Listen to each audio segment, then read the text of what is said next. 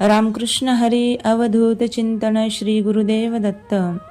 आपल्या घरामध्ये पिण्याच्या पाण्याचा नळ कोणत्या दिशेला असावा किंवा पिण्याच्या पाण्याचे हंडे कोणत्या दिशेला असावे याचे वास्तुशास्त्रामध्ये वर्णन आलेले आहे.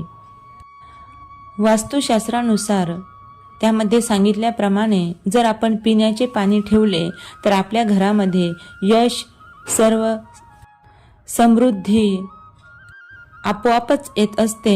चला तर मग कोणत्या दिशेला आपले पाणी असावे आणि कोणत्या दिशेला नसावे ते आपण जाणून घेऊया.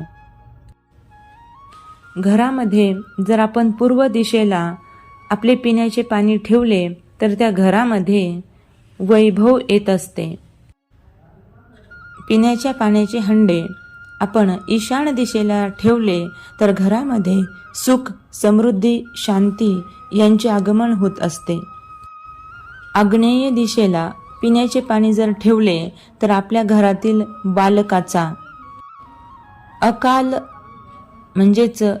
अकाल मृत्यू योग बनू शकतो. म्हणजेच त्याच्यावरती त्याच्या जीवाला धोका उद्भवू शकतो. म्हणून या दिशेला पिण्याच्या पाण्याचे हंडे किंवा नळ ठेवू नये.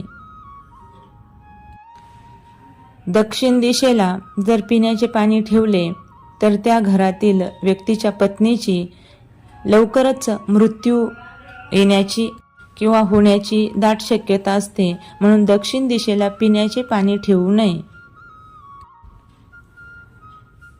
नैऋत्य दिशेला जर पिण्याचे पाणी आपल्या टाक्या वगैरे जर ठेवल्या तर त्या घरातील जो कर्ता पुरुष असतो त्याच्या जीवनाला धोका उद्भवू शकतो. म्हणून या दिशेला पिण्याचे पाणी ठेवू नये. तसेच पश्चिमेला जर पिण्याचे पाणी ठेवले तर घरामध्ये लक्ष्मी मातेचं आगमन होत असते. म्हणजेच ही जी दिशा आहे पाणी ठेवण्यासाठी अतिशय शुभ मानली गेली आहे. वायव्य दिशेला पाणी ठेवल्याने काय होते तर आपले जे शत्रू आहेत तर त्या शत्रूंच्या संख्येमध्ये वाढ होत असते. म्हणजेच शत्रुवृद्धी होत असते. म्हणून या दिशेला पाणी ठेवू नये. सर्वात शेवटची दिशा आहे उत्तर दिशा. या दिशेला जर पाणी ठेवलं तर घरामध्ये सर्वांनाच सुख मिळत असतं, सुख लाभत असतं. ही दिशा सुद्धा पाणी ठेवण्यासाठी अतिशय योग्य आणि उत्तम आहे. घरामध्ये मध्यभागी जर आपण पिण्याचे पाणी ठेवले तर याने सुद्धा खूप मोठी हानी होण्याची शक्यता असते. मग धनहानी असेल, जीवितहानी असेल. म्हणून मध्यभागी घराच्या पाणी ठेवू नये.